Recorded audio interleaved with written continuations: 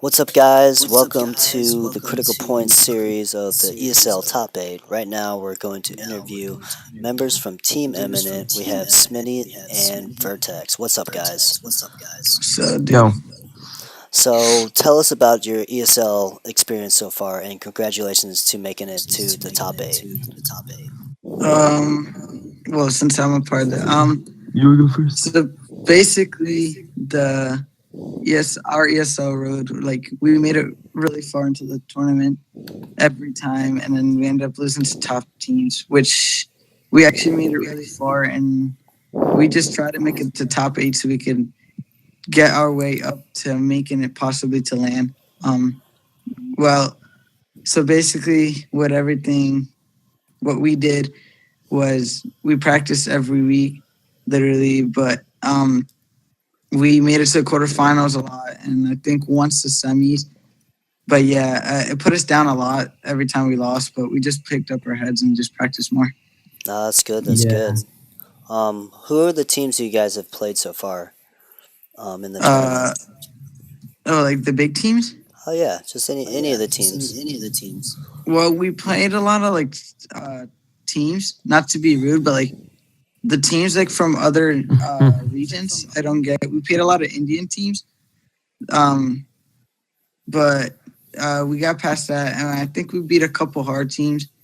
For example, I don't remember. I don't think I played the CSL, but I know we beat a couple hard teams, and then we got into like the semis and faced actual good teams. Like I remember this one time we played Sector 7, we lost to them. We played Cyclone, we lost to them. Like all the big teams that we just kept losing to, and now we're really working on for the qualifiers. So yeah. Oh, that's good. I mean, if anything, I think an underdog has more to gain and less to lose than the top teams out there, especially when top teams may take you guys for granted. Yeah. Oh yeah. So, Some teams get too like, oh, it's a little team. yeah, I mean, and it Maybe happens. they throw away around too. So tell us about in your guys' VC. Do you guys keep it really calm? Do you have specific strats for other teams, or you just kind of play it by ear? As the in-game leader, I believe you said is Vertex. So tell us kind of like what goes through your guys' head going into a match. Well, yeah. Personally, I like to keep it chill.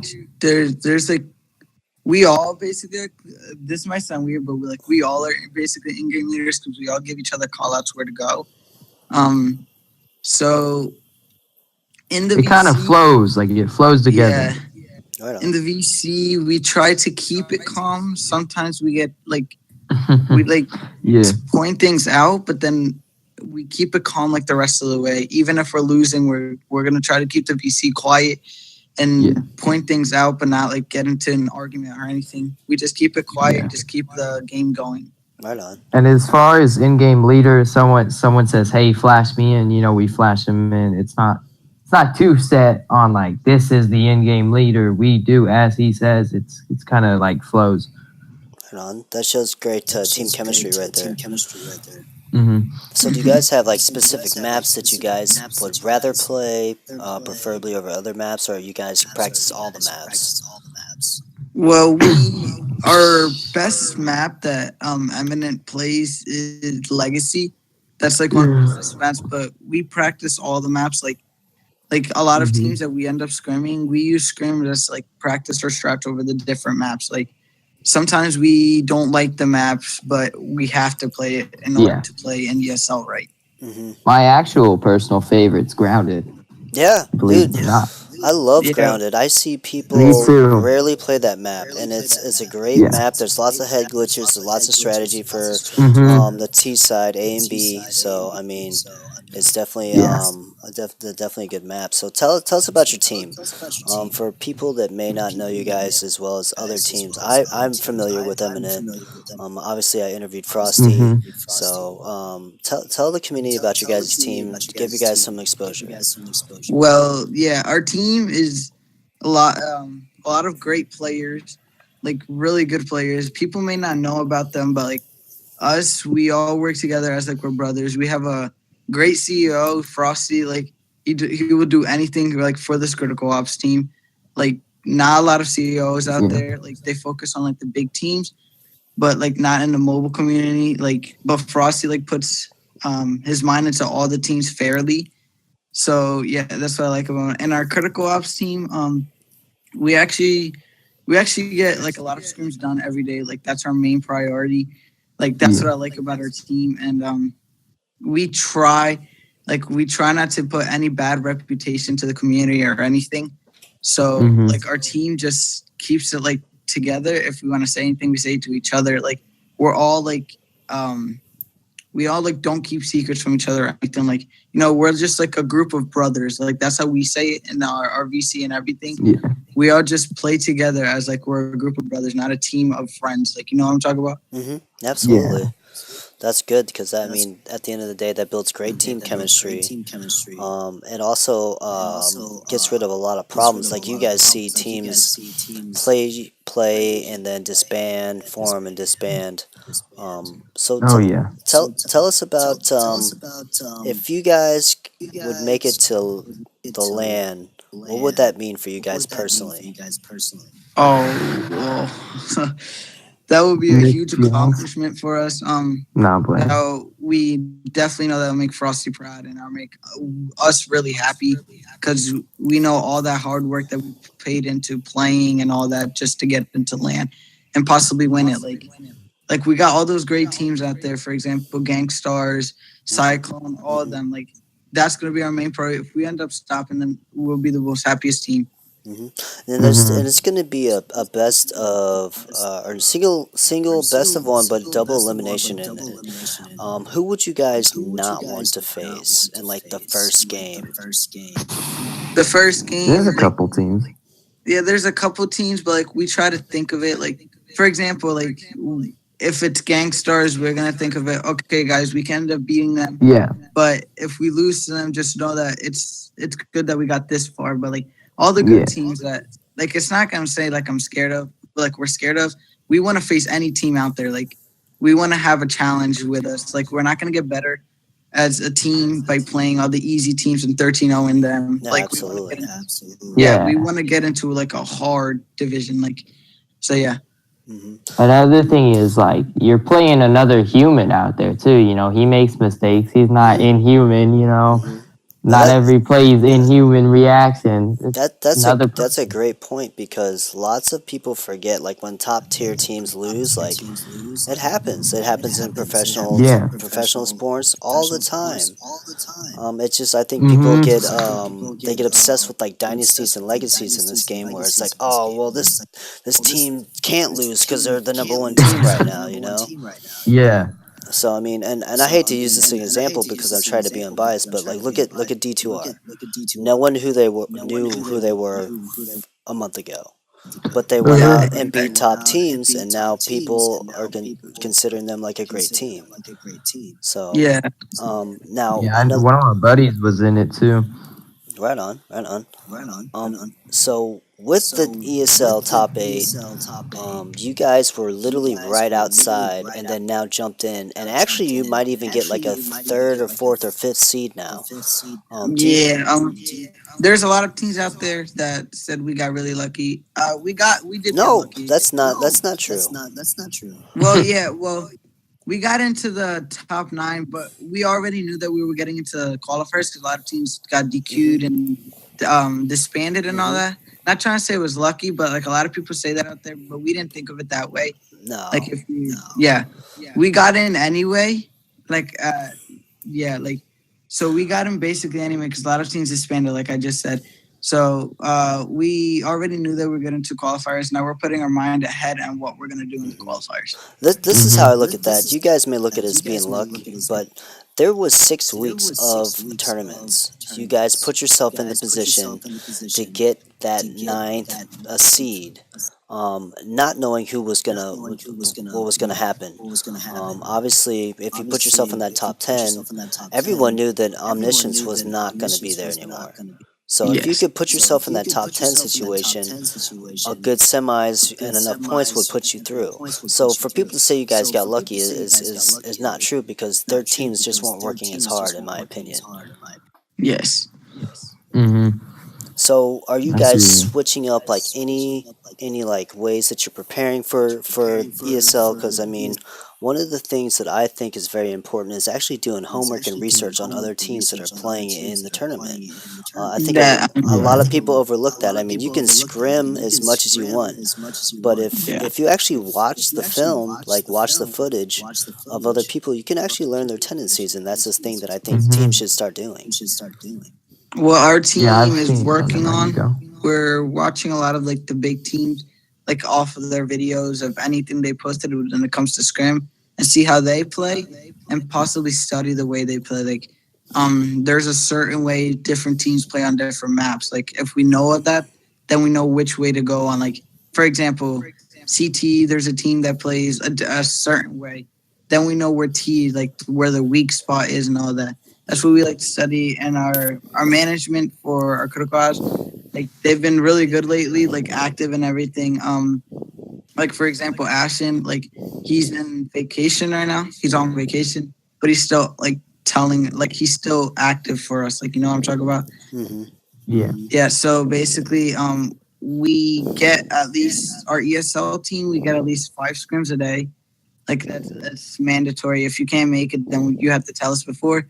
But and then we got to practice like new stress that we end up coming up with. Like so, yeah. Nice, nice. It definitely seems like you guys are putting in the work. I mean, and that's a lot of thing that people don't think about. Like, all right, so I've been able to say the EU bracket has hundreds of teams sign up. Hmm. The competition in EU and NA, there's actually a Twitter post about it right now, like who's better, EU versus NA. Who do you guys think is better? There's Oh, no that's real way to tell, my opinion, because I mean, I the would server say differences I think are a little too big. I mean, when there's a distinct like a team beats them 3 times in a row, then yeah, they're probably Hmm. better.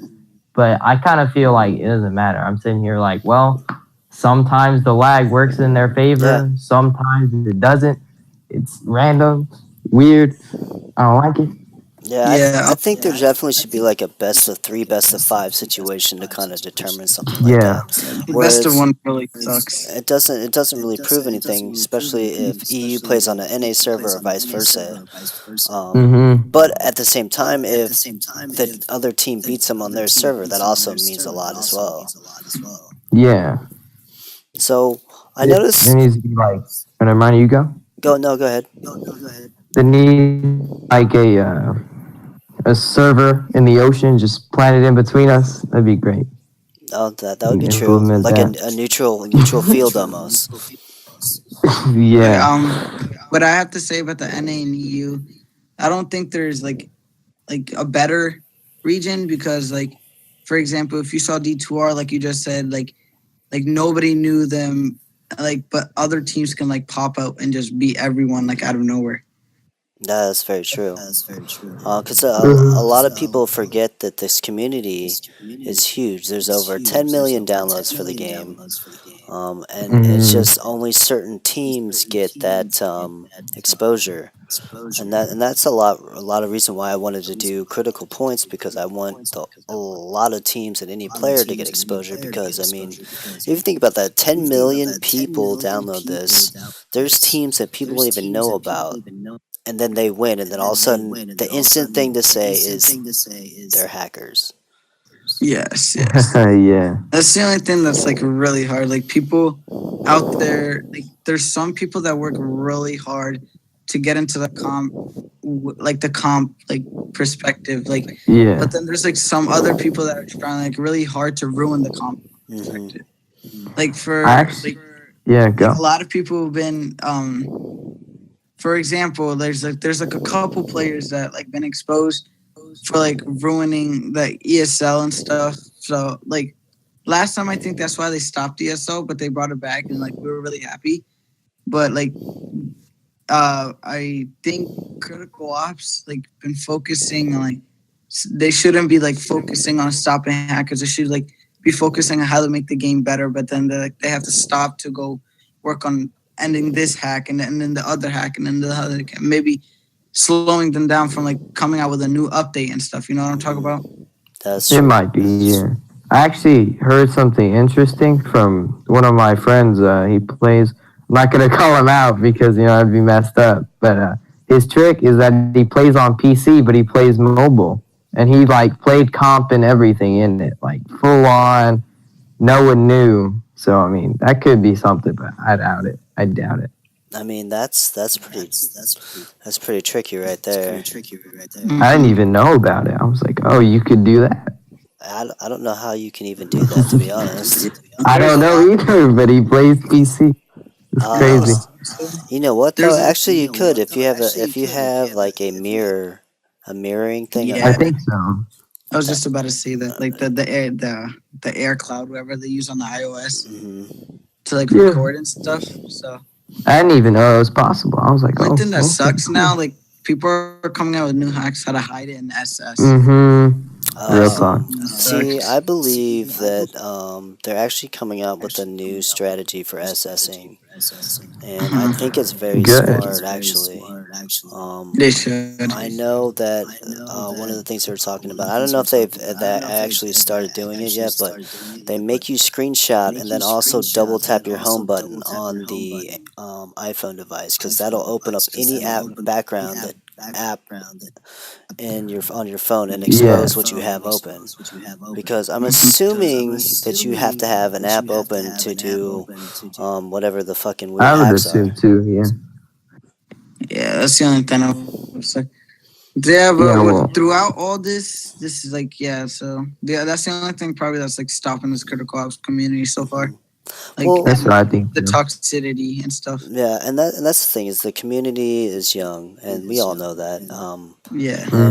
And trash talk's gonna happen regardless. But at the same time, like, people should also be excited. Like, I see people complaining about ranked and stuff, and like months ago they didn't have ranked, and now they're complaining about something that they're given. So yeah, I think. Go ahead. Yeah. Go ahead. I think it's like different when someone just, I hate ranked, and then when someone's like, I think ranked could improve by maybe this.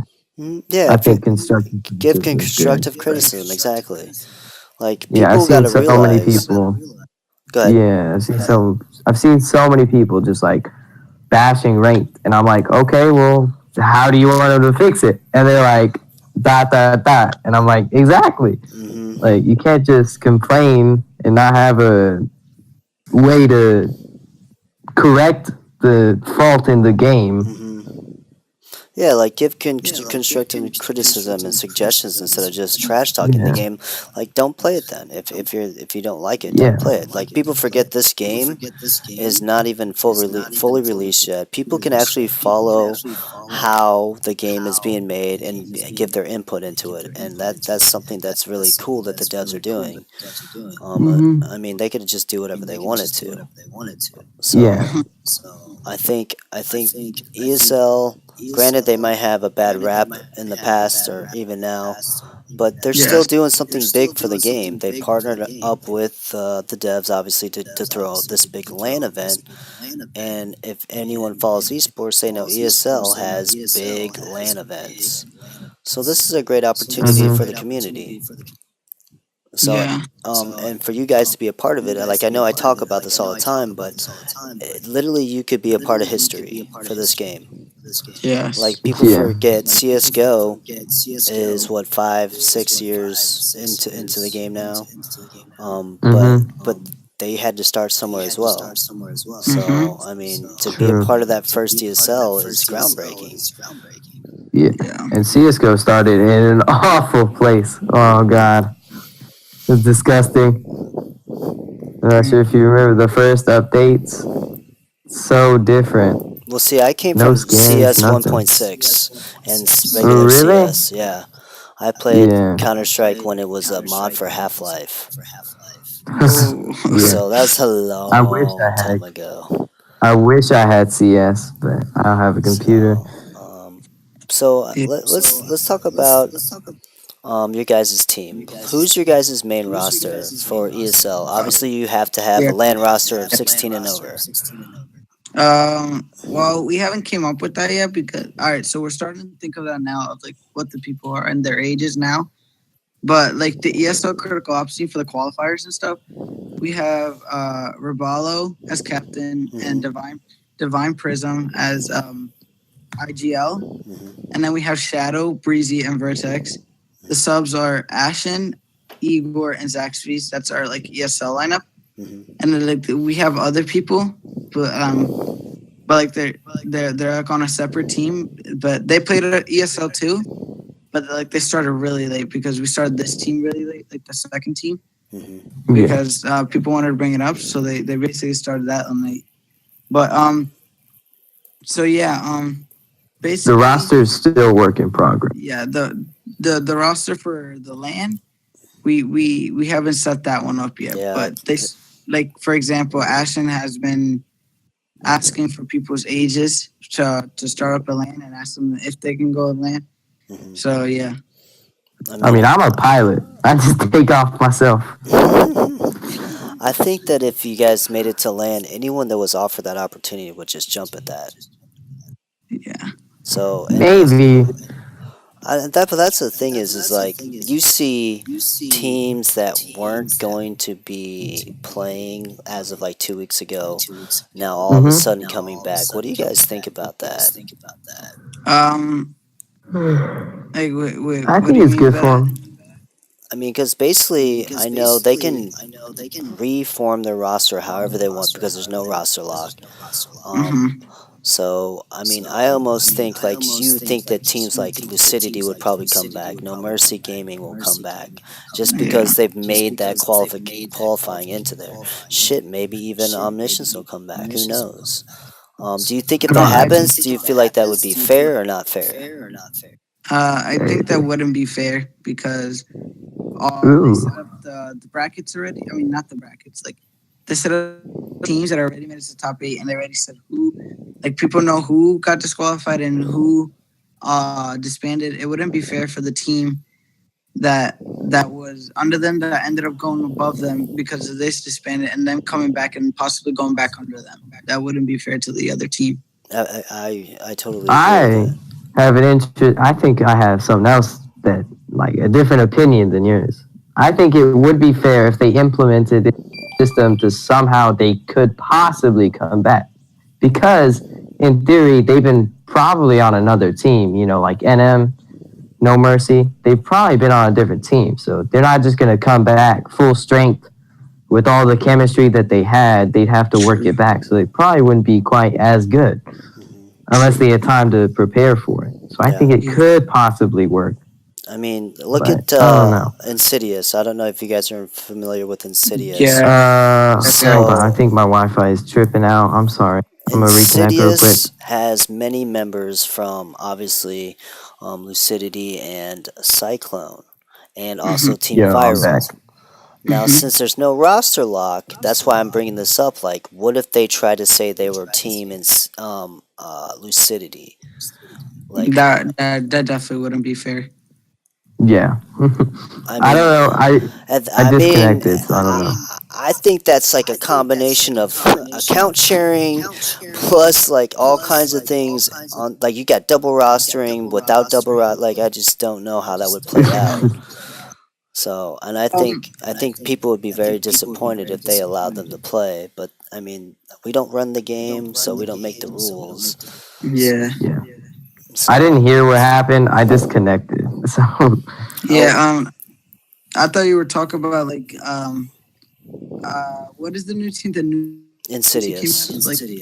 No Mercy. Yeah, No Mercy. I said brought it back. Like that. I thought you were talking like that. Like I see a lot of players like for example like Mist from NM. He has his logo. Nepali. All of them have their logos. So I'm thinking they brought back No Mercy. I thought that's what you meant. Like if they ended up coming back in, like that's what you meant. That's exactly what I meant. Then yeah, I don't think that would be fair because if they made a whole new team, basically brought their team to a whole new team, it's not our fault that they literally screwed up their ESL. That's true. Yeah. That's true. So say you guys get through qualifiers, you get to LAN. Do you feel like it's a disappointment if you guys don't win? No. That's what we were just talking about.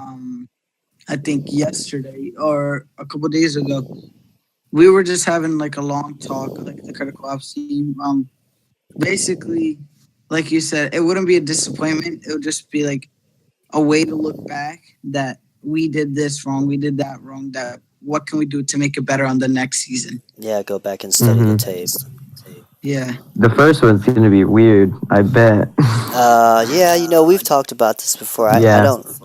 There's a lot of rumors going around. People don't know if people can buy tickets or if they're not. But it's definitely going to be first for anything is going to be tough. But I'd rather be a part of a first of anything than not. Yeah, true. It's going to be a learning experience. Because I mean, they're only going to get bigger and better. True. Yeah. So, is there anything else you guys want to talk about? Like maybe do some call outs, shout outs for your guys' team? Shout outs? Yeah. Go follow at Eminent GG on Twitter.